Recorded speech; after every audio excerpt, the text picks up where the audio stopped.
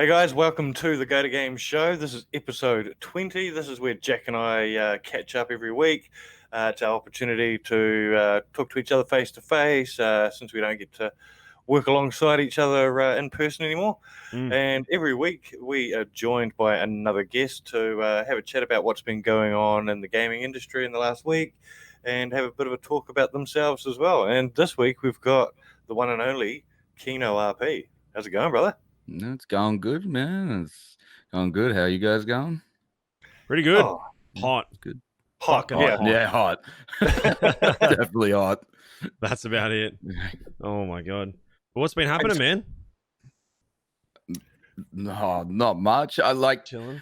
Not gonna lie, like the past maybe 2 weeks or so, it's just been like eat, sleep, stream, repeat, 12 hours a day, just role playing. The whole thing where we're doing the Polito thing and whatnot, man. It's just got me hooked. Yeah. We need to talk about that. We need to get into that. Yeah. That's the thing, man. I'm hooked into it. If I wasn't hooked into it, I wouldn't be doing the 12 hours. So yeah, I'm definitely hooked into it. Can imagine. Because there's like a running joke with this show. There's like 20 episodes, and every week Fid goes, "Oh, so what have you been doing, Jack? What have you done this week?" Yeah, what have you been up to this week, Jack? GTA roleplay. That's it. Yeah. And there's been a few weeks where I'm like, oh, I played RuneScape like once, or I played Phasmophobia a few times. But apart from that, it's literally just GTA roleplay on No Pixel. Yeah. That's it. So I think we're the same in that. It's just that's it. It's just a different type of game, man. It's I don't know. If you've got a knack for it, it'll just hook you, and you'll never go back to anything. You might do something else here and there, but if it's your thing, it's your thing, man. And you just I can't ever see myself not playing roleplay. I think it's something I'm just going to be hooked on for the rest of my life, and that's it. So yeah. So is that all the sort of games you play, or are you doing other stuff when you're not streaming? But you're streaming like a lot, now, so yeah, I'm streaming a lot, so there's not really many other games I'm playing and whatnot. But I mean, in the past, I've always been a big fan of Halo. Like, used to smash that out all the time. Halo 3, Halo 2. RuneScape, man, RuneScape was like my major addiction after Halo. That game drove me wild. Yeah. But yeah, these days it's just GTA RP. I just can't see unless another like game comes out that's better for roleplay, which I can't see it right now. Then I can't see myself moving on from this specific sphere of gaming. So yeah. Hell yeah. What about you, Fid? We never really get to you with games, mate. You're not really ever fucking playing any. I tell you what, I have been this week. Okay. I've been actually playing around with Microsoft xCloud in the last few days. Yeah, right. I remember I saw you tweet about it a little while ago that you were sussing it out. Yeah. So I got on the beta for that, for the Australian beta, and I actually tweeted about it yesterday because I've been playing it for a couple of days. Yeah. And I've had a chance to play some Forza Horizon 4, some Resident Evil 7, and jumped in some Halo as well on that, to be honest. And bro, it's really good. Considering that I was playing it over Telstra 4G. Yeah. Is it like similar to like Stadia kind of thing, right? Very similar to Stadia, yeah. So but it's just done through your cell phone, and you just pair your Xbox controller with your cell phone. Oh, right. Okay. Yeah. Yeah, and so it's all done off the cloud. It's all just streamed to your device, and I've always had a bit of concerns, especially with Australian internet, right? Will there be controller lag? Will there be just lag in general from the server? All of that, and like there was a couple of moments where it sort of dropped out a wee bit, like a couple of frames maybe, but barely an issue, right? Considering you're playing Xbox One spec games on a mobile phone. Yeah. So do you have like a clip that goes onto your controller? I don't have one, but I found somewhere I can 3D print one, which is what I'm probably going to do over the weekend. Yeah, man. I just had it sitting on. Do you remember those Nintendo Switch stands we got? Yeah. I just had my phone sitting on one of those. Yeah. I only recently just took that from my setup when I got my Go XLR. I had my mixer from my XLR mic to my mixer because my cable wasn't long enough. Yeah. So I had my mixer sitting up on the fucking switch stand. For like almost a year now. Yeah. And I've only just switched it out. I went from a 1 meter cable to a 5 meter XLR cable. I clicked the wrong button when I was on eBay. Yeah. I wanted to go to a 2 meter because it would have been literally perfect. And now I've got fucking 3.5, 4 meters of cable on the back of my desk. Yeah. Which, you know, I hate. So I've been playing a bit of that and really impressed with it. I think it's going to be awesome. And I think it can only get better as well. There's only, I think, around about 20 games available on there at the moment. They're all... Is COD on there? No, COD is not on there. It's literally what my son asked as soon as I swear I saw Holmesy playing it, but he might have been playing on the PlayStation version of it or something. On PlayStation, does PlayStation have like a phone thing PlayStation has one where you can stream from your device to your phone. Yeah, I think that's what he was doing. I saw him do a sponsored post. It was for like Destiny or something. Yeah, but on this one, you don't have to even have the device at all. Yeah, it's just right. Yeah. That's mad. But and there's like with the fact that they've got a whole bunch of awesome first-party games coming out, and the Bethesda catalog, of course. Will be on there eventually, I'd say. And even like if they end up using Bethesda's streaming technology that they developed a couple of years ago to add on and make it more seamless, it's going to be amazing. I was really impressed with it. So looking forward to seeing how that gets on. But there you go. That's fun. Mad. I didn't really heard about it until you were talking about it. So I was like, all right, sounds cool. I mean, they announced it like 4 years ago that they were working on it, and they've been sort of developing it further, and they've had beta tests in other countries for years, and Australia and New Zealand got left off the list of the initial beta. Yeah. So surprising. I was actually genuinely surprised at first that Australia got it over New Zealand, considering New Zealand's internet's generally faster and more reliable. But in saying that, fuck yeah. But in saying that, Australian 4G is better than New Zealand 4G, so it sort of makes sense considering it's a mobile option. Right. Okay. So, I mean, how does that work? Is the games literally just stream to your device? Is it just stream to your device? And there wasn't too much lag with anything. No, and that's the surprising thing, bro. That's crazy. Exactly what I thought, is that the lag would be ridiculously noticeable. Yeah. There were moments where it was sort of noticeable that there was like maybe a split-second delay. But considering you're using a controller on a cell phone playing an Xbox One title, I wouldn't bitch about it, right?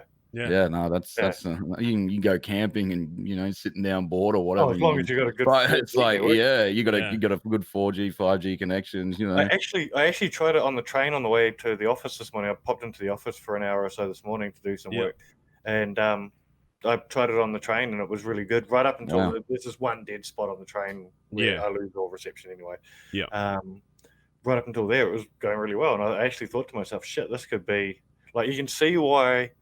Like Nintendo's always been in the handheld market, and PlayStation were in the handheld market, and I think this is Xbox finally going, fuck the handheld market. Everyone else has already got a device. We'll just just jump in and get amongst it. Yeah. Why not? Why not? Well, that's pretty cool because I don't really play many games unless I'm on my computer. If like my computer's off, like I'm not playing video games. I was playing like a little bit of like Raid Shadow Legends there for a bit, just on my phone because it was kind of fun, but I kind of got over it after a little bit. I'm not much of a mobile gamer at all, eh? Like every neither. now and then I'll find a game that I'll play for a week or so. Yeah. And I'll generally get bored of it. Yeah. I think the longest I was hooked on a game was probably Fallout Shelter for a while. Right. Then this might be a good turning point for me personally because like I don't know, I always just get like mobile games, but they just feel like a mobile game. And I kind of just get over it. Whereas if I could play like a full spec AAA titles or other games like on my mobile. The game that I play the most on my phone is RuneScape. And I just literally just fucking sit there and watch it cut trees anyway. Like, not really doing anything. The downside though to playing a console spec game on your phone was actually I found Forza Horizon looked beautiful. Operated really well. There was, like I said earlier, not a noticeable amount of lag that would annoy you too much. Yeah. But because there's so much going on screen and it's such a fast-paced game, I've found it really hard to concentrate on all of that happening on a small screen. Yeah, true. Yeah. So I don't know Makes how sense. you guys, when you guys play driving sims or whatever, I tend to look into the distance rather than what's happening up close. Yeah. And Kind of hard to see on your phone. Yeah, I couldn't really do that on a smaller screen. Yeah, that makes sense. Probably be good for some games. Maybe not fucking racing games, but yeah, I can imagine there's a few challenges with it, but you know, the technology is awesome. You know, the imagine just having your applications in Xbox future is going to controller be with you camping and just get your little clip and clip it on and play some games at night or some shit. That'd be mad. The only bitch about it being an Xbox controller is the fact you're going to have to take a heap of fucking AA batteries with you. Yeah, so this was part of the rumor behind Mixer as well, because when Microsoft made the acquisition of, well, it's called Beam back in the day, they were working on this. They called it FTL technology. Apparently, they've taken that, you know, that streaming technology and used it in this xCloud project as well. Yeah. It's a collaboration of a whole bunch. Exactly right. They already had Azure as well, which is and obviously Mixer wasn't working for them, and it was just a money drain, I guess. So they packed it up. But I mean, Microsoft, if that's true, you know, they got what they needed out of the platform with the FTL technology, and you know, look, they've applied it. I would argue that Mixer's stream quality was arguably better than Twitch's. Oh, heaps better. Yeah, but it also had stability issues. Was one of the biggest complaints. So, you know, it might have looked better and whatnot, but there was also times when you're using the FTL stuff, you know, you'd click your fingers and it'd click instantly, but you know, you're watching yourself back in almost real time. But there was stability issues with it, which were you know that happens with new technology and whatnot, you know. 100%. So for sure, that was the biggest complaint. But yeah, I can see how they've you know, why they acquired the company in the first place, and you know, the applications of the technology and whatnot. I mean, it's something that Microsoft have got a history of doing, is acquiring technology and making it work, right? Yeah. True, very true. Yeah. So, I guess I wanted to bring you on the show because I haven't really had anyone on to talk about fucking RP much, and I was gonna get Whippy on at some point as well, and a few others like from the sort of this region, and just see. And then obviously you helped us out with the playable stuff last week, which we really appreciate. Oh, that was look, which was crazy. Yeah. I'm gonna get a hat because everyone else has got a fucking hat on. Yeah. I really appreciated the effort you put in on that. Like, as you know, Jack and I have been working on that project for a couple of weeks, and you just sort of popped up out of nowhere. In my opinion, like, Jack might have known about it beforehand. I didn't see it until you were live, mate, and saw how much you'd raised in such a short amount of time. So really appreciate that you did a look for me, it's like, you know, you have a platform, right? And I feel like if you have a chance to do something good, you should do it, sort of thing. And it'd been a while since I done a charity drive. The last one I did was for the bushfires. Raising money. Yeah, so that, I mean, I did that one on Mixer, and that day we raised, like, you know, I think it was $5,500. Which was really cool. But you know, I think, like, you know, and I don't really think about it heaps, you know, but every now and then it'll pop up. It'll be like, oh, you know, you should give back, you know, if a good cause, you know. Yeah, and if the opportunity arises, I'll take it and do it. And you know, it's a good feeling. It's a good feeling, you know, for me, knowing that I'm helping somewhere. It's a good feeling, you know, for the community.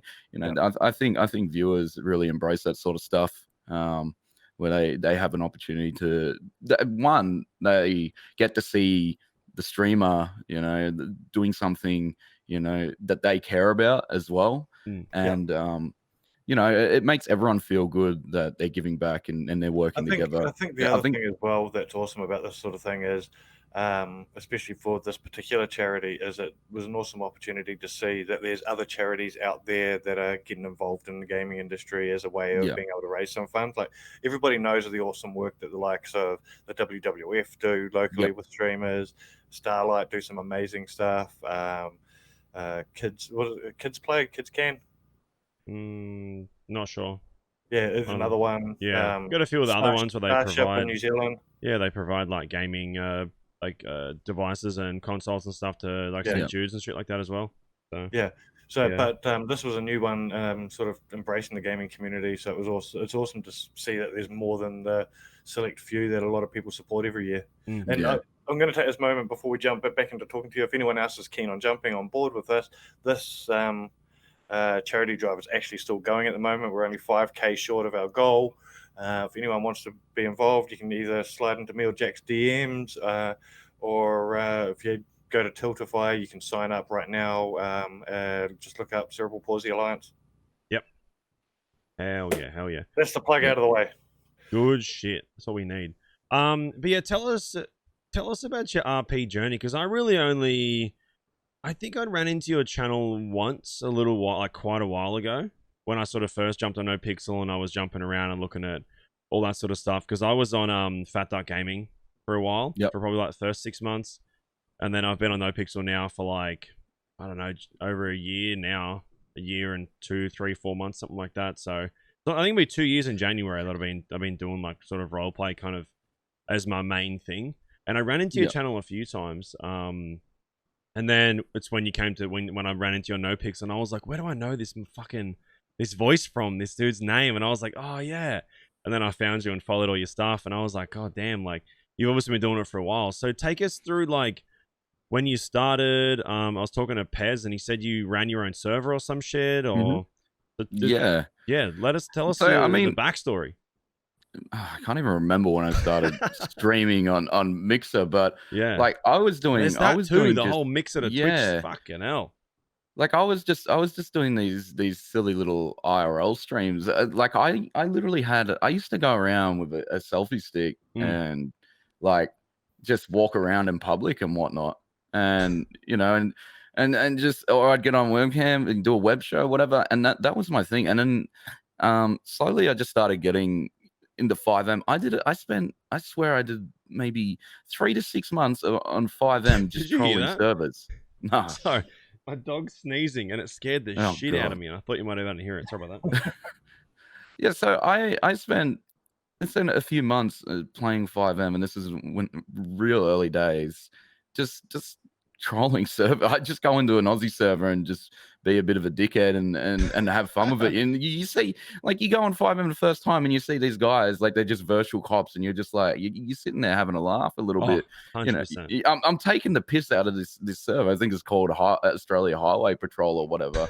they ban me, and I'd be like, I'd make a new account like on Steam, and I'd jump back in, and I'd be like, you know, just having fun with it. And it just developed from there, from like this really trolly aspect of just taking the piss to actually, it slowly like just got me hooked. And I found myself getting deeper and deeper into actually investing in a character and whatnot, and just not just trolling.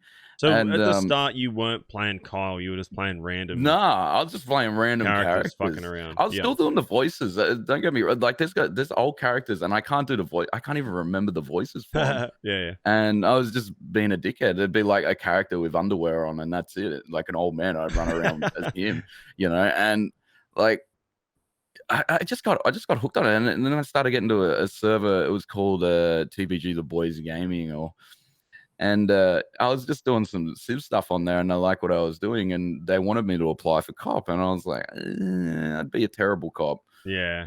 But they sort of pushed me into it. They must have liked my Civ stuff, and I got into it, and I actually really enjoyed it. I really enjoyed the cop stuff, and you know, I got in deep with the server and whatnot, and I was really enjoying it. But you know, you come these times in servers where certain people, you know, drive you insane and whatnot, and then I started my own server. I was just like, yeah, you know what? I've had enough. I'm going to go start my own server. And I had a friend who worked with me. His name was Gradient Wizard. Me and him we're still pretty tight. But yeah, we decided to kick off and make it happen. We called it Oz DOJ. So that was basically the start of everything. And when like I took it a lot more serious, I used to play cop. That's all I do is just play cop. Yeah, so I play cop. Yeah, just play cop for ages, man. I love playing cop. A lot of fun. But yeah, the server just developed. You know, as things go, they start off slow. Streaming on Mixer as well sort of provided an opportunity where when I started streaming on Mixer, especially in GTA, there was I'd get home from work at 6 p.m. There'd be 50 viewers in the whole entire category. It's like 50 viewers watching GTA. Yeah, right. That's crazy. And when I started, man, like I'd be instantly, because you can get noticed quick there. You know, I'd already have like 30 viewers. You know, straight away. You were just straight to the top. Because a lot of the streams were poor quality on there. They're just like people streaming off their console, GTA Online. So you actually put like half decent quality on there, and people notice. They're like, oh, this is really cool. So you're essentially sticking out in a small market, and you know most of the audience, so like 30 to 40% of the audience were just console users. So they didn't even know what it was, and they come in and be like, "What the hell is this?" So were you on Mixer right up until the end of times? Yes. So yes, but I was starting to transition to Twitch. So if you were there early on in the days and saw the sort of growth of Mixer in that time, how much of an impact did you see the likes of Ninja and Shroud having on the platform? I mean, for me, absolutely nothing. Okay. So that was I mean, you know, if you're a Fortnite streamer, you know, you might have got a little bit of a boost, but I don't know, like when it happened, I was like, oh, this is great, you know. This is really good. Like, this is a big the entire industry was excited, right? It was the big opportunity. I think it was more of like oh, Mixer's doing it, you know. Mixer's doing the thing. Well, Mixer could potentially do it. It was an investment. Like, the way I saw it, it was like an investment in long term to the platform. So I was just like, okay, this is exciting. You know, this is cool. You know, they're investing in the platform. They're investing in bringing content creators and whatnot. A couple of months later, and you know, the hype is gone, and you realize that it actually didn't really have an impact at all across the board. It was more just, I think those viewers are coming across and watching their favorite streamer, and then more than likely going back to Twitch. They weren't staying. So well, that was me, because I was like a big Shroud fan, and that was like when Ninja moved over, I was like, oh, I'll check it out, you know, just see what it's like. And I was like, cool. I used to watch Ninja quite a lot, even back from when he was like streaming Halo and shit. So I've always been like a Ninja fan as well. But him moving over there, I wasn't gonna watch all the time. But when Shroud moved over, I was like I love watching Shroud play. So I was like, oh, fine, I'll watch it. But then as soon as he would end his stream, I'd close it. Yeah, like, I think Shroud was the big one because Shroud was the big one because it was the Twitch lifer almost had moved. Like, he was sort of seen as, you know, one of the long-term Twitch guys. Yeah. It was no surprise when Mixer died that he was I think he was the first to announce a deal with Twitch. Yeah, a couple of days later. Straight back. The whole entire downfall of the platform was like a complete and like just out of nowhere. You know, we assume that, you know, from what we were led on to believe, we used to have these town hall meetings every month. So they basically spin all this stuff to us about, you know, what's going on, what they're developing and whatnot, how the platform's in great shape. They would, you know, was this just as a Mixer streamer in general, or were you a Mixer partner? I was a partner, yeah. Yeah, right. So was it like a partner meeting? Yeah, they used to do these big town hall things and explain to us what they're doing with the platform, and they used to, you know, tell us everything. You know, I now that I look back on it, it's almost like they were just telling us what we wanted to hear, because there was a portion of time where it's just like nothing really changed. We didn't even have gifted subs or anything like that. Yeah.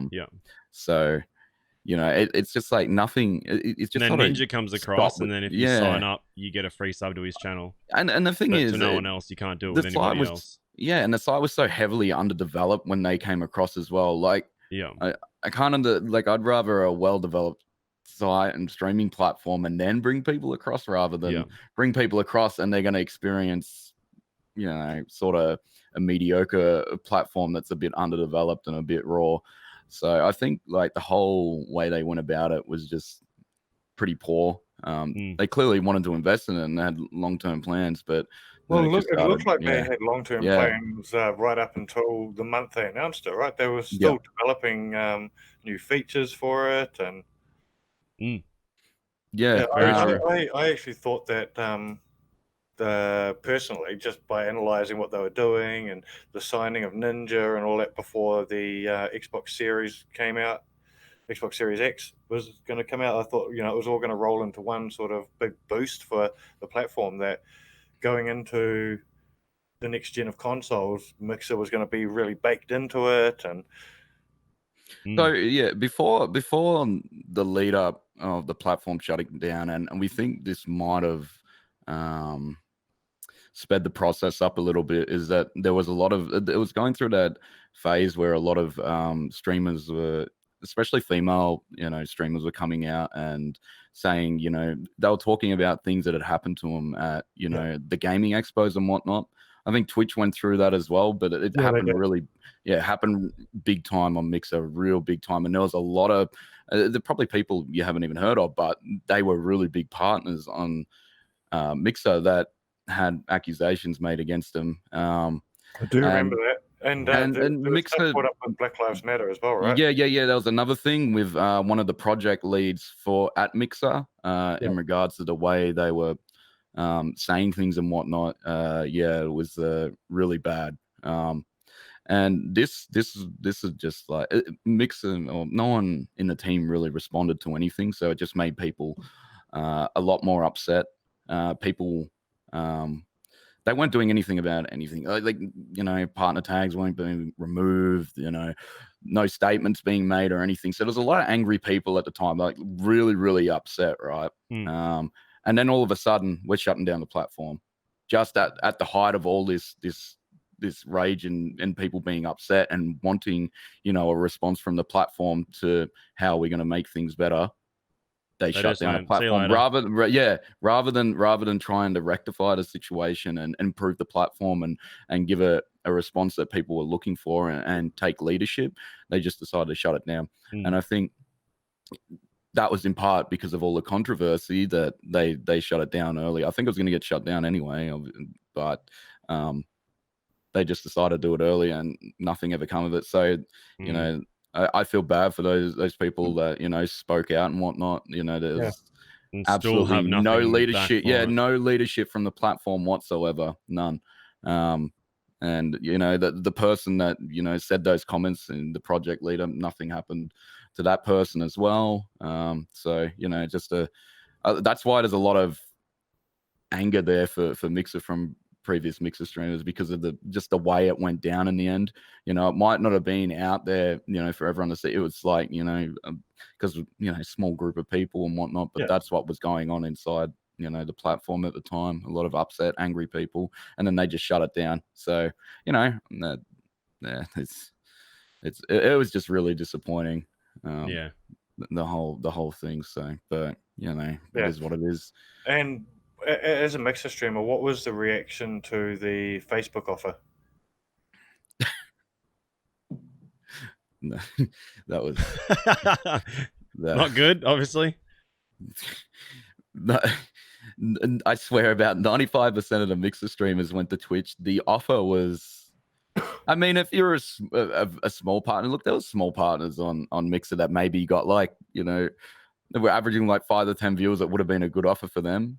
Yeah. The rest, it was just like, this is like, your platform's just shut down, right? And a new platform is asking you to come across for, it's not a big amount of money at all.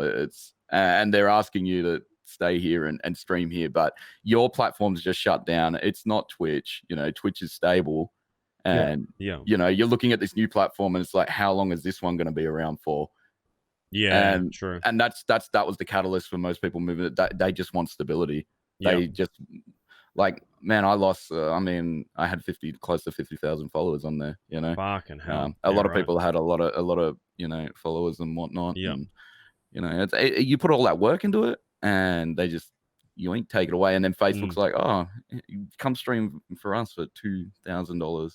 Yeah. It's just like, what was your average viewership on Mixer? Is it sort of still come across like, you know, are you still seeing a lot of the regulars that you had still watching you now on Twitch? Yeah, They I think just migrated as well. so.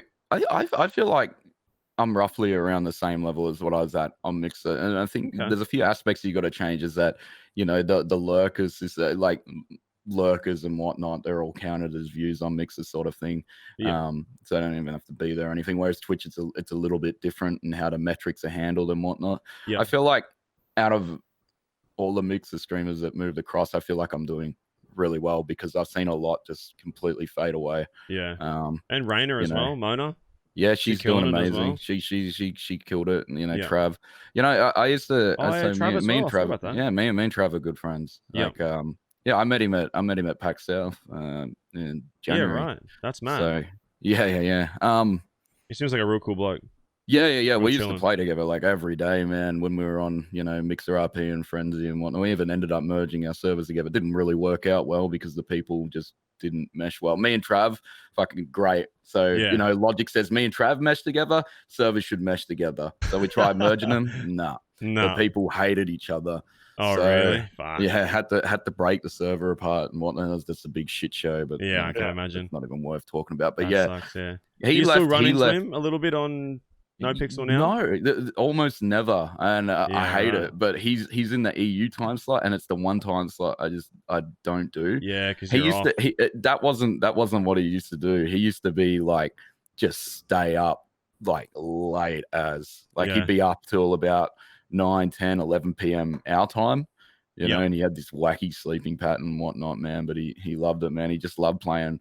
You know, we had a lot of Aussies and whatnot. He loved playing with the Aussies. You know, and you know, me, Herbs, you know, a few other mates of mine. Yeah. But he made a good call. He started the transition from Mixer to Twitch before it all went down. So, you know, very okay. Yeah.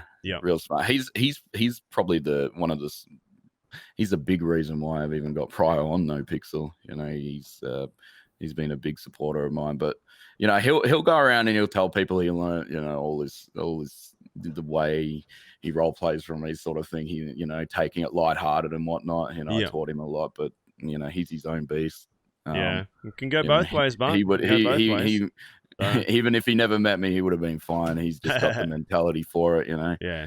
So it's always cool when you run into him. He's always been a good bloke. So yeah, man. Mad. I love him. That's mad. But what's it like, you know, for you with RP? Is it more just like trying to create a bit of chaos, a bit of fun for yourself, people around you, the people on the server?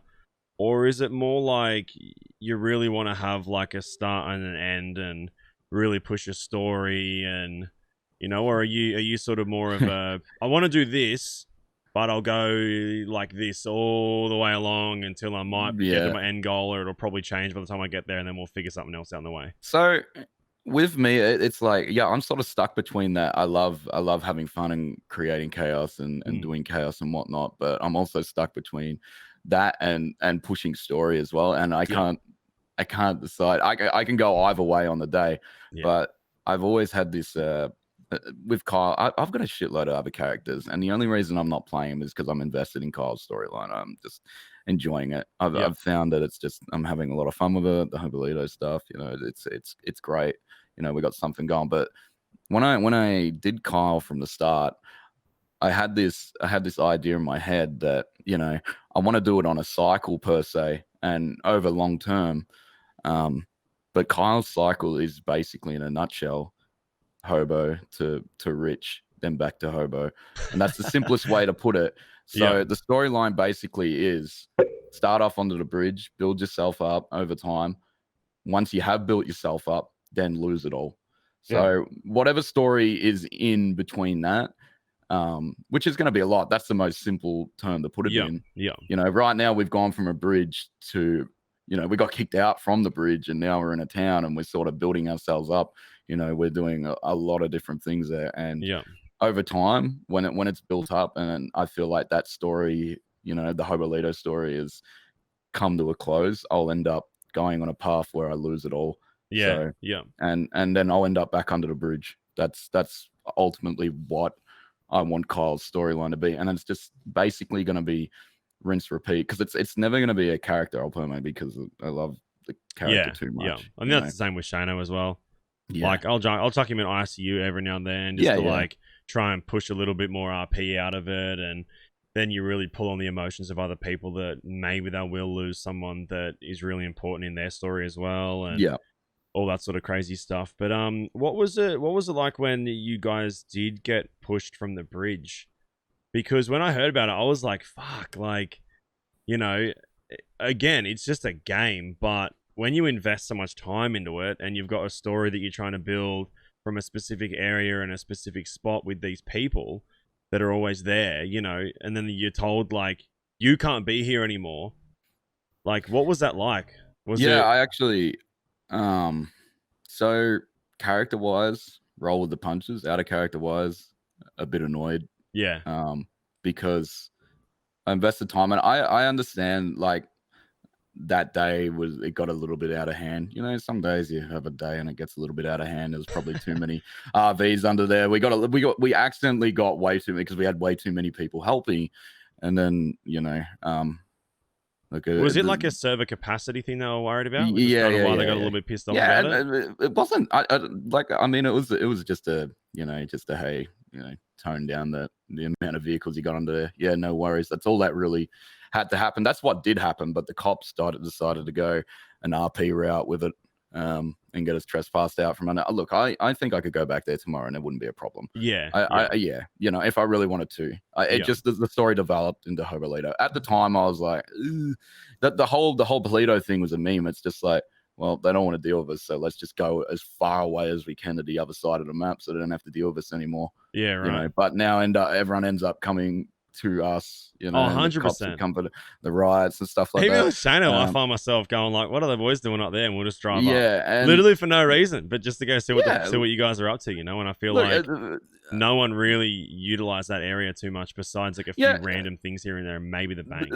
You know, at the time, like I'm thinking, I'm kind of annoyed because you have a hobo character kicked out of a hobo camp, and it's kind of like, it's my character is meant to be in a hobo camp. You know, sort of like, it's like kicking a gangster out of the south side. This doesn't.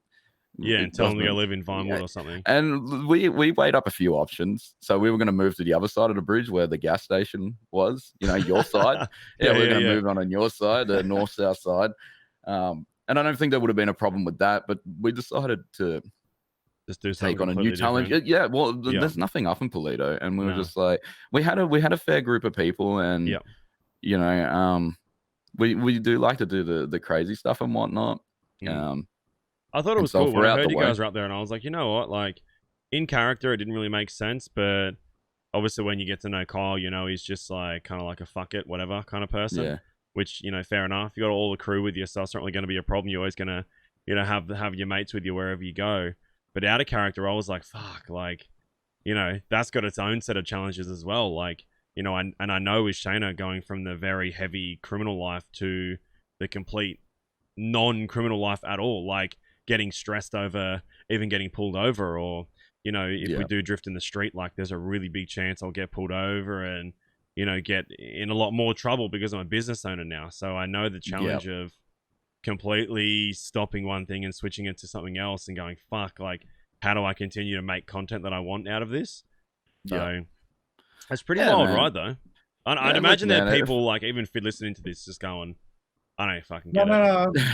I don't get it. The funny thing is about RP, bro, is I love watching RP. And do you know what it actually reminds me of? And this is me being the old man in the room here. Oh, here we go. Is, back in the day, actually, on the old school GTA 3 and onwards, we used to fuck around doing that anyway.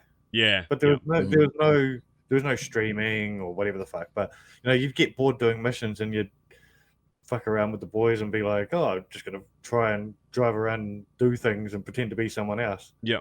Yeah. That's pretty much what it is, so. Yeah, well, I imagine that's where it started, as somebody probably said, I used to do this back in the day anyway, so let's make a thing out of it. Yep. But even if you go back to San Andreas, there's like, even in the storyline, there's like mechanics there for it. It's like you can go to the gym train your character up and he gets buff, and then all of a sudden and you don't even realize that, but you're actually playing the character. You're pretty much role playing a buff dude. And you know, it's like it's just sort of there's those basics there, you know, for it to enhance into what it is today. I think it's going to be interesting when it comes to the next gen of GTA to see whether Rockstar make that a part of their product rather than relying on third party servers and stuff. Like I mean, I think it will 5M, suck for those people that run those servers because I think they're doing an amazing job. But if you're a developer, you can't ignore the impact that role players had on that game, right? Yeah, 100%. It's longevity. It's really the only other people that are playing GTA are speedrunners. Yeah. There's either RPers or speedrunners, and maybe a few people that just enjoy the game. I mean, they've got to be thankful to the people. You've already played it fucking 7 years ago, 8 years ago now when it came out. So like you're not really going to be playing through the story now just because you enjoy the game. You're either going to be trying to do as quick as you can, or you're going to be role playing. Yeah, so. And GTA has it's one of the only games that have lasted over 3 generations of console. It's still to this day in the top 100 games sold on a weekly basis. Oh, easy. Across platforms. I still get people coming into my stream asking what it is, and you tell them download 5M. Like, I haven't got GTA on my computer, but I'll buy it now. Yeah, you know, like every week, all the time. So in terms of roleplay, I don't know if you've even if you realize, but there's a huge console roleplay community out there as well. It's you don't hear about it as much, but the effort that these guys go to actually role play on console, which I've seen myself, because I mean when I opened up OzDOJ, you know, because of all the mixer people, a lot of them watching from Xbox, they're like, how do I get involved? And I'm like, you can't, I'm on PC. Yeah. And then someone came to me one day and said, you can do role play on console. I'm like, no, you can't. And they're like, yeah, you can. I'm like, all right, prove it to me. They show me. They take my Discord, set up a ridiculous amount of channels in there. It's crazy. And literally, they use Discord on their phones to communicate with each other in game. Like they create a private lobby. Some of them will put the cop uniform on, steal a cop car, use I think you call Lester or whatever to get rid of the wanted level, right? Yeah. And then they use Discord and they join the channels whenever they're close to someone to talk to them like it's in proximity. No way. No, I'm not kidding. This is a real thing. That's crazy. It's nuts. It's nuts, man. And I'm like, so they've got it like sectioned off. Like this is the room you jump in when you're in this area. Yeah, you got to jump into the room. And I'm like, this is crazy. So you get pulled over by a cop, you go into a room where it's a pullover. And it's just like, this is nuts. Like, there's so much effort that goes into this. It's like Rockstar could simplify this and make it huge amongst console if they really 100%. Wanted it, because people are already going to the effort and doing it. There is console RP communities out there, and that's how they do it, man. They jump channels in Discord using their phone. And it's just, that's I incredible. Couldn't believe it. That's actually incredible. And yeah, we had this OzDodge Xbox roleplay community going, and they were all begging me to come on, and I just couldn't ever. I'm just like, I can't see myself ever like doing this because like that's so much effort. It's way too much effort, and they loved it. Yeah, and then they had their whole community going and whatnot. They'd have 15 odd players in there at any given time and whatnot, and they'd just be role playing in a specific area, and it's just like, wow, that's cool, man. It's funny you say this because I've actually seen. I was looking into role play a couple of months ago and seeing whether there's any other games where it's as big, and clearly it's not as big on anything else. But, Fallout 76 of all games has a role play community. That's pretty cool, and it works on console because they've got proximity chat. True, very true. That would actually be cool. That would actually be really cool. Because you like build houses and shit in there as well, so you could like build houses. Yeah, like RP with your mates going out hunting and shit. Like that'd be pretty sick.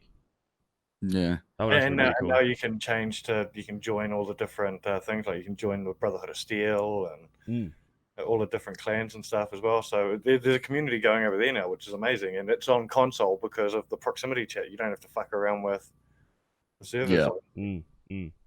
I think like one last question, I guess, sort of more about roleplay. Kind of NoPixel specifically before we jump in and talk about some news stuff, because I don't want to keep you here all day.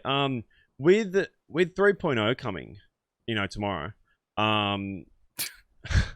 What are your thoughts on, I guess, the way that you would like to see it done in terms of like money wise and story wise and all that sort of stuff? Like, would you prefer to see like a complete wipe of the whole city, and then you've got the choice to play with the same people again or do something else? Or would you just like to see the money go and everyone continues what they're doing, but everyone just has no cars and money? Yeah, the way I see it, it would be like hugely difficult to do like a story wipe, like because people sort of just vibe with each other already, this sort of thing. You Yeah. know, it's just like, you know, even when my mate, you know, Herbs finally got on No Pics On, we've been like fucking this tight role playing together for so long. It's almost nigh on impossible for him to come over to me and say, and I say, "Hi, what's your name?" Yeah. You know, it yeah. just doesn't work. And to do a story wipe, I think what it would do is just make things really, really awkward Yeah. for a week yeah. where everyone's just like, "Oh, hi, how you?" And it's just sort of like in a memey way. Like it'll just be memes sort of thing. Oh, it'll be just like, "Hi, be how you?" Yeah. Yeah. I think I think I agree. you know, just the monetary wipe and the properties and stuff So, like that. I mean, give on the people a back of chance with that- new business and whatnot. You know. Yeah, true. On the back of that, though, do you think they would be able to do like a monetary wipe, cars and all that sort of stuff, but still allow people that have permed their characters to bring them back? Ooh, interesting. Yeah, because that's what a lot of people are talking about. They have characters that they would, you know, they've permed for the storyline and to increase the role play for others around the city, but they've had to delete the character, you know, had to perm them, but they've still got them in their load-in. Like, you know. Yeah, that's an interesting one. It's like, I mean, you at the time you take the oath and never bring a character sort of back if you perma them, and I don't know. It's a tricky one because it's a hard one, isn't it? Yeah, I've asked a few people and they're sort of been in the same. They're like, you know, I get it. Like, I would love for people to be able to do what they want and bring these characters back they loved, but at the same time, you decided to do it, you know? Yeah. Whether it was for your own RP or someone else's, like, you still made that conscious decision to delete this character from existence. So the way I best see it is like, you made an oath to perma, but at the same time, it's like, who am I to tell you how to enjoy role play? Like, I mean, listen, it's I'm a big believer in choice when it comes to this. You know, we want to have the freedom to do stuff and whatnot. And if there's a storyline that opens up a potential return, and you can create a story out of it, how you never died or something like that, and I'm sure, you know, people can get creative with it. Yeah. True. Who am I to say, no, I don't want that, because it probably won't affect me in any way. I want people to have fun, you know, and enjoy themselves. And if that's going to make them feel comfortable and, you know, enjoy themselves and role play again, I'm all for it. Go for it. You know, I'm a big believer in taking the oath, you know, the perma and that, but, you know, I'm not one to stop people from having, you know, enjoyment from role play. So, yeah. I'd take enjoyment and them having more fun and being a part of things and feeling good. Being able to bring more to other people with those characters again. Yeah. So, you know, but I'm sure a lot of people disagree with that. But you know, sure, it is a tricky one. Yeah, true. Very true. Very true. Well, we normally jump in a little bit of news and stuff. But I've had your channel open and shit, so make sure anyone new that's watching this, go and check out Kino. He's got a very awesome character named Kyle, and obviously some others we've heard about as well. So head over, suss it out. But there's some news, bits. One of them came out like yesterday. Actually, I thought it was pretty wild. But XQC, you know who that is? Yeah. Has been suspended on Twitch for a week. Ooh. For like live stream sniping a Fall Guys monetary tournament. Yeah, so it was a tournament actually run by Twitch, right? It was the GlitchCon. Was it at GlitchCon? Yeah, Twitch Rivals. Yeah, the Twitch Rivals. And basically what he was doing was stream sniping some of the other guys. I think like kind of how it worked is they obviously had teams. I don't know how many who were in the team or whatever, maybe 4 or something. But like Dr. Looper had a team, Pug had a team, XQC had a team, Shroud, and like it was like Tyler 1 was in there and shit. You know, so like a lot of top streamers, and XQC was like grabbing like Lupo and trying to throw him off so like his team would, you know, fall behind. I don't know whether it was so his team could win. That's sort of what he's come out and said. Like, he goes, what I did didn't change the rankings. Didn't change the outcome of the game. Didn't change the outcomes or who made more money or whatever. But, you know, I just sort of did it for a bit of a laugh. But, yeah, I watched Shroud's stream of it. I actually heard about it today and I was like, go back and watch it. So I watched back sort of when they figured out he was doing it. And, like, bro, like, Shroud was, like, getting so stressed that someone would actually do this. Like, someone of XQC size would do this live with like 60,000, 70,000 viewers, and was like bringing Lupo's channel onto his thing, going that's where he is, and putting it back, and then doing it. Yeah. And we're like, fuck, if you're gonna do it on another monitor. Yeah. Like, I think if it was a fun charity thing or just something that the Twitch had organised to have a bit of fun, and there was no money on the line, this would have been absolutely harmless, right? Yeah. I don't think anybody would have taken it seriously. Still against terms of service, but no one really would have cared. Because it would have just been funny. Yeah. But the fact that this was a Twitch organised tournament where there was money on the line for the streamers. Yeah. It was bullshit. Pretty crazy, eh? Yeah. Pretty wild. So he pretty much come out and he said like, yeah, like, you know, sorry for what I did, blah, blah, blah. You know, I wasn't trying to cheat out of malice. I was just trying to have a bit of fun, you know. But, yeah, I don't know, man. It's just, he still seems like he's just still taking the piss, you know. Like, even just like the way he's worded his tweet, it's just like, you know, he's like saying sorry, but he doesn't really believe it. I don't know. That's the way I get out of it. Yeah. What I did had no impact on the outcome, but it was wrong, so sorry. You know, kind of saying like, what I did really wasn't that bad. It wasn't that bad. Yeah. Sorry. But then you like look at the reaction of all the other streamers, and they're just like they actually can't believe it. Pretty wild. It's pretty wild. But I just thought that was a little bit of funny news, I guess. 100%. Because like he's been banned like 3 or 4 times just in this year, you know. So it's like when is the point where they say enough's enough? But I think it was funny having Tyler One being the one who's picking the sook as well. Because I know, dude, isn't that crazy? It's pretty funny. It's pretty funny. Yeah. But the next bit of news, I guess, around Twitch as well is the Monster Cat and Twitch sort of have teamed up. This is an interesting one, isn't it weird? It's weird, isn't it? Because I've seen people on both sides, very much on both sides, very strong opinions. From the music side of it, well, this is something that like Jack and I have worked with music labels and Twitch streamers and stuff like this, and over the last couple of years, and watching the fallout of the DCMA takedowns and all that, you know, it's had a massive impact on some of the streamers we work with, and just the Monster Cat side of this arrangement, I think, is an awesome thing, right? Monster Cat is saying, pay some money, get access to all of our music, and it's pretty good music. It's not big names, but, you know, it's good music. You get access to all of our music, and you can stream it, right? That side of it, I think, is awesome. Mm-hmm. But the loophole to be able to pay for affiliate is the one that people up in arms. And I'm curious to see what you guys, as Twitch streamers, how you guys feel about it. I don't really care, to be honest. Yeah. Like, at the end of the day, like, even if you could buy a partnership for like $1,000, like, good on you. Yeah. Like, what's it going to get you? It's not going to get you a following. It's not going to get you a community. It's not going to get you viewership. It's not going to get you. Still got to grind and work your ass off to get there, really anything besides being able to have people sub, you know. But if you haven't done the groundwork, then no one's going to sub anyway. To be honest, people that are genuinely upset about it, like, I don't know, personally, it doesn't affect me in the slightest.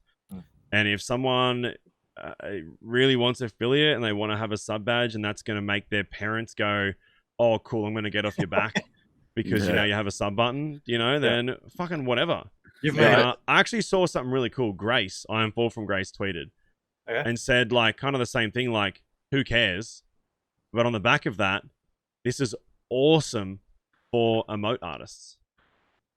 Oh, that's a good point. Definitely. I know. I didn't think about that. I was like, that is a very good thing. Because even if you get a couple of subs, you've got a few emotes open, boom, emote artists are going to be having another fucking 6 million affiliates to go through and make their emotes for. So I was like, you know what, that's pretty cool. Pretty cool. I think a lot of people lose sight as well. It's like, you know, they think of it like I've been trying to earn this for so long or whatnot, and they get hurt by the fact that someone can just buy it or, you know, purchase it. But I think people forget that a badge, you know, a partner status, it doesn't make a community. You know, you make the community. Exactly. You know, whether you have a badge or you don't, man, your community you build, you know, and it'll support you. Don't worry about if you're an affiliate or a partner or whatnot. It's all about 100%. It's all about your community, because they mean nothing without community, you know. Community is everything when it comes to streaming. So I don't know why people get. Tell you what is crazy though. Have you ever been into a channel and you talk and you're like the only partner in there, and they've got like a pretty big channel, and they go, oh, another partner, who was that? And they go, I can scroll and say hi to you.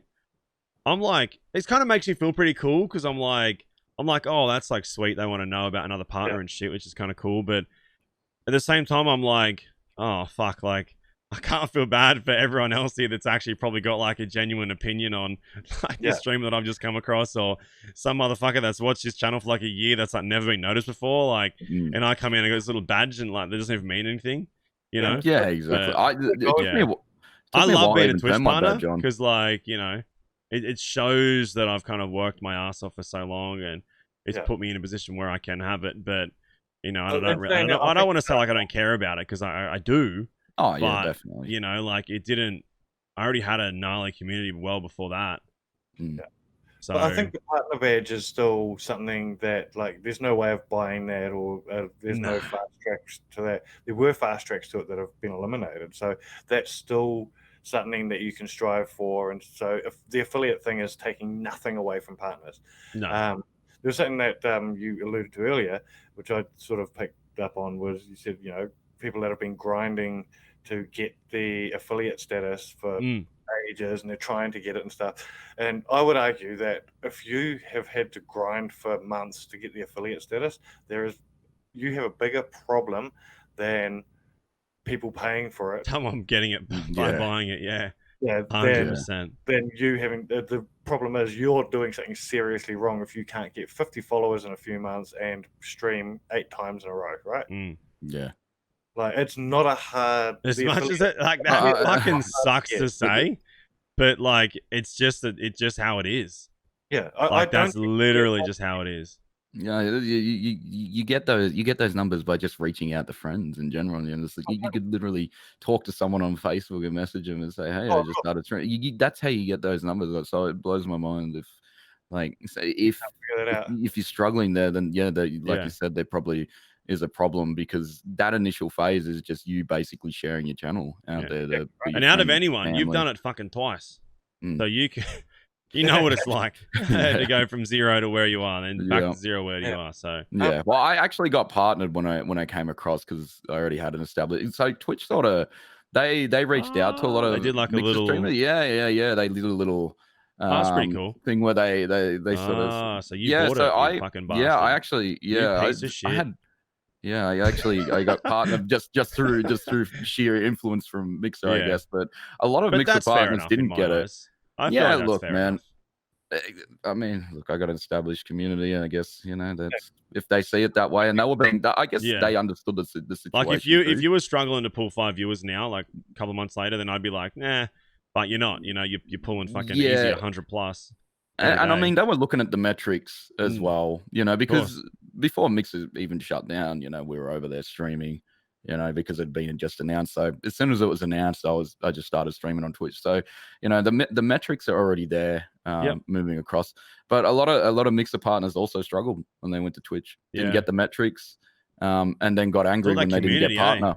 And yeah, look, it's kind of why I'd be worried. Like if I was ever to look at something like moving to Facebook or moving to YouTube or some shit, I probably wouldn't do it, because I've got a few people that I think would probably watch, but like I fucking no means to talk shit about my community, but I fully don't reckon they would come across. I reckon they'd go, see, we're watching on someone else's channel when they run into you. Fuck that. Yeah, exactly. You know what?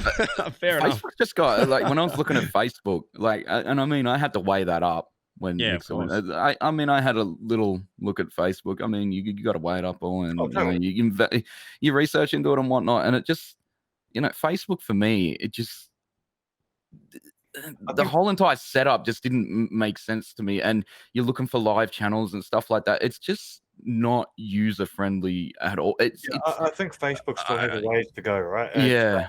You still can only chat under your real name, unless there's a unless you workaround. make a gaming profile or something. You can make a page and then change over to it. But it's not seamless, right? It's a bit of a cock around to be able to do it. So they've got some changes. Not really. It's like if you were to go and like with our business pages, it's the same thing. Yeah, but you've got to choose. You can't just log in and do it. You've got to go in and then change your profile. You just go to Facebook, go to the gaming thing, and then where you go to the comments, you just click, and then it's just like you just switch. Yeah, but I mean, it's not as simple as just logging in and going.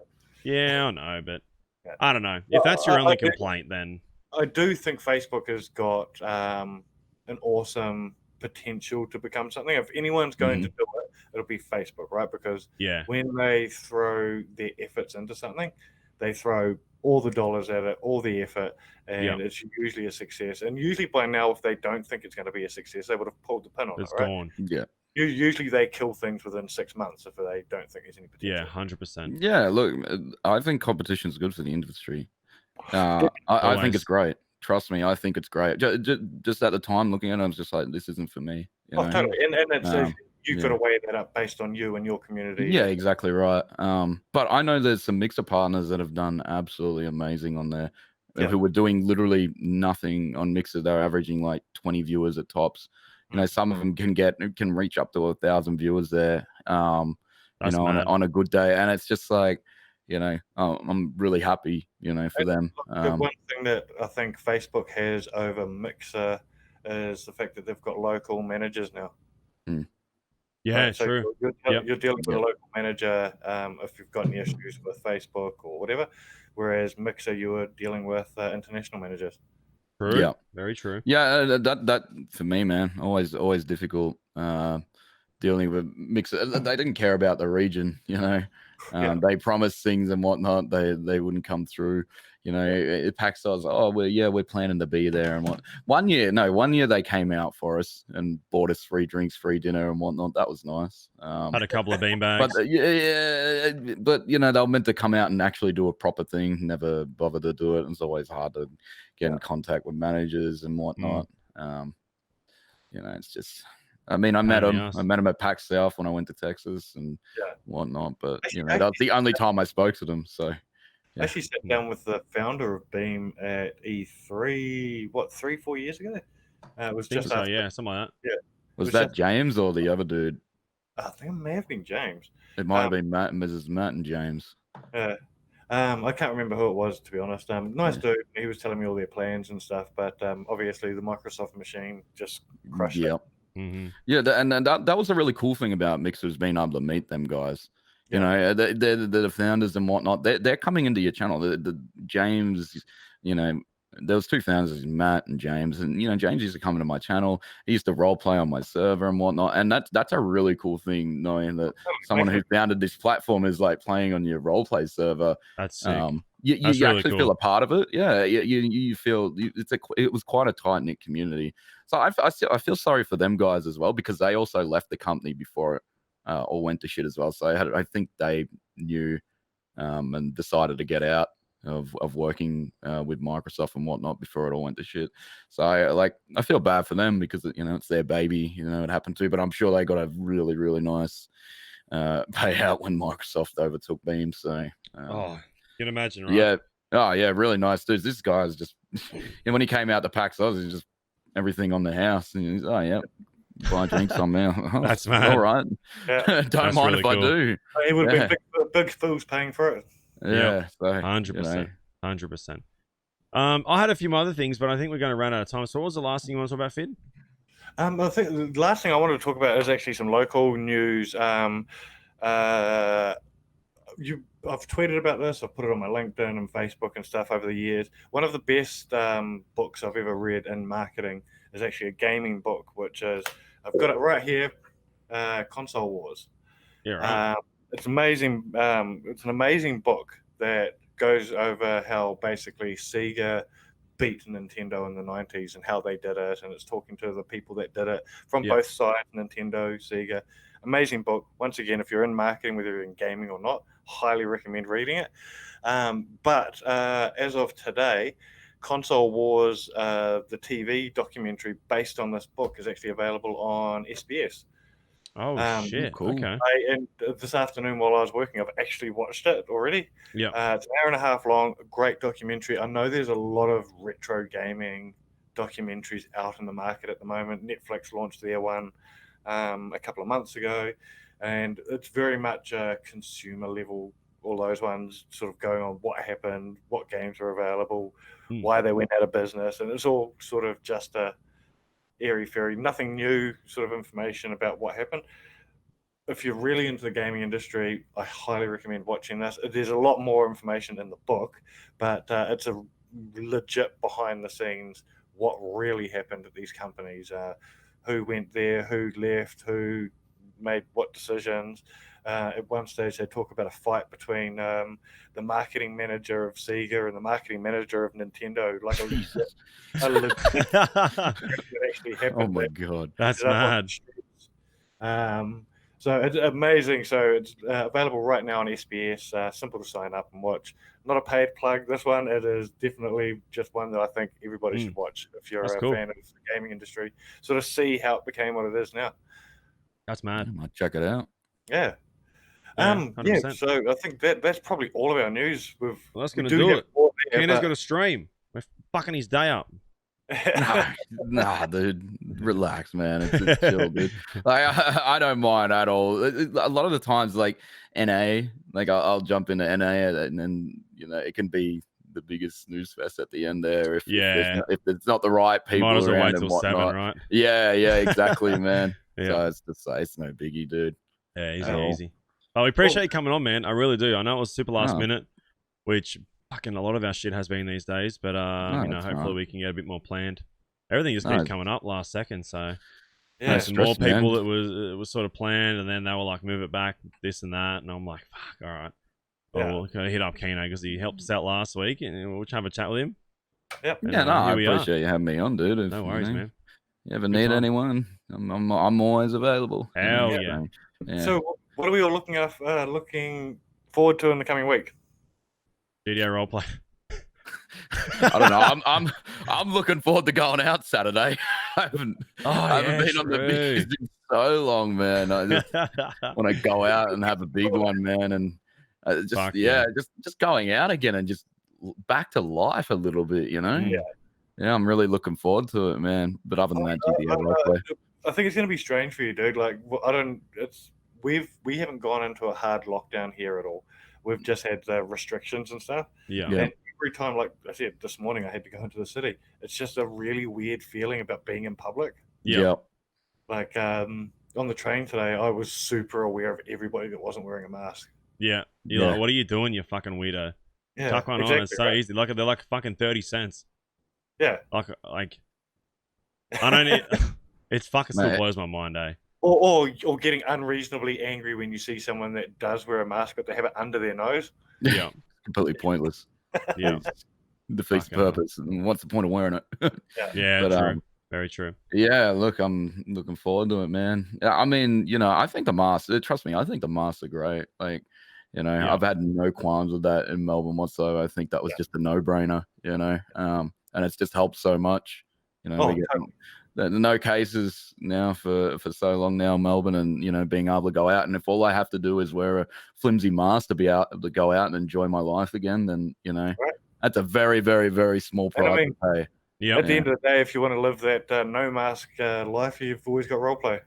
True. Yeah, exactly right, man. Very true. Exactly right. But yeah, it's gonna be weird, dude. Just getting dressed up nice again, and and probably have a shave or something, and stop living like a caveman and actually fucking go out and enjoy it. I reckon Melbourneites all invested in, like, how many of them went and invested in clippers and stuff, and I reckon barbers did a roaring trade that first week. 100%. Yeah, my everything went straight back to the beauty place or whatever. First thing booked it in, so they would have been flat out as well. Yeah. Get the eyebrows done and whatnot. Yeah. I'm all about that life. Hell yeah. Yeah, sweet. So where can people find you online, Kino? Twitch.tv. That's Kino RP. If you wanna check out the content. Hell yeah. Kyle, Parfy. Yeah. Parfy. A lot of people ask me, do I talk like Kyle in real life? And it's just like, no, I don't. maybe like if I want to annoy my missus like once in a blue moon, I might talk like that. But like, it's just such a stupid way to talk. The worst I get with it is other characters. I accidentally say words like Kyle with other characters. Yeah, that's the only time I slip up. But in the real world, no, I don't ever talk like Kyle. I would not want to talk. You got to do it one night when you go out with the boys. The whole night. Well, that's the thing with streaming, man, is that a lot of people don't really understand what you do. So when it comes to mates and stuff like that, talking about that stuff is kind of like weirdish sort of thing. Yeah. You know, because they're all, you know, they're doing a 9-to-5 tradie life sort of thing. Yeah. So, you know, really, the only two people I hung out with is my mate Ryan, and he's a full-time streamer. Oh, and then my other mate Reese, and he watches my stream every day. So, lucky you, man. We just got a few other mates, but they know about my stream they've lived with me when I was streaming and shit anyway. So, completely different. I hang out with my mates. They're like, "Are you paying taxes?" Like that's the sort of questions I get. Yeah, right. Like, yes, I'm paying fucking taxes. I was gonna say, you go back to them and say, "Mate, I pay taxes in your fucking countries." Yeah. Like, no, I'm literally just a millionaire, cuzzy. I'm just a millionaire, bro. I don't pay taxes. No way. Do you think this is future proof? Do you think you can do this long term? Don't you think you get like, you know, left out in the dust at some point somewhere? And I'm just like, oh my god, can we just? Bro, as long as I got internet. Yeah, can we just fucking drink and not talk about this? So it's easier not to talk about that shit with them. Yeah, true, very true. Well, we'll have to get you on again some other time, maybe in the future. No, definitely. See where you're at. See where Kyle's at and all that shit. But yeah, I always love running into your character on roleplay. So. I've been meaning to reach out to you in roleplay as well. I'm like, I want you guys to come up and do like your freaking drifting up in Toledo, man. Like I know Ugg was gonna reach out to you guys as well, and like he was gonna offer to pay you guys to come up and drift. I'm like, I'm pretty sure they just come up here and drift anyway. 100%. No cops up there. We'll have to organize some sort of like event where you want to do, where you want to get like some, maybe like in the car park Chicken Factory. You know, we'll get like a drift demo set up or something like that. Like, I don't know. I reckon it'd be grouse to just drift around there. You know, you have 3 main streets, man. You can make anything happen. 100%. So, yeah, no cops. It'll be a mad time. But yeah. Hell yeah. Yeah, we'll appreciate it, bro. We really do. It's good being on, man. Thanks for having me, guys. Make sure you give Kino a follow on Twitch and check out his other socials as well. Because you're on Twitter as well, right? Yep. So check him out there. While you're at it, you can drop us a follow as well. I am at FidMcAwesome on everything. Jack is at Jack Hutto on everything. And of course, you can follow Goto.game at Goto.game on Twitter. Search up goto.game on Facebook. Give us a subscribe and like on YouTube. And you can always check out our website as well.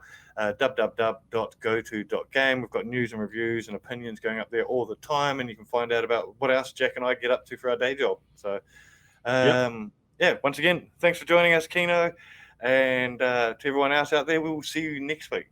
Thanks for having me, guys. Appreciate it.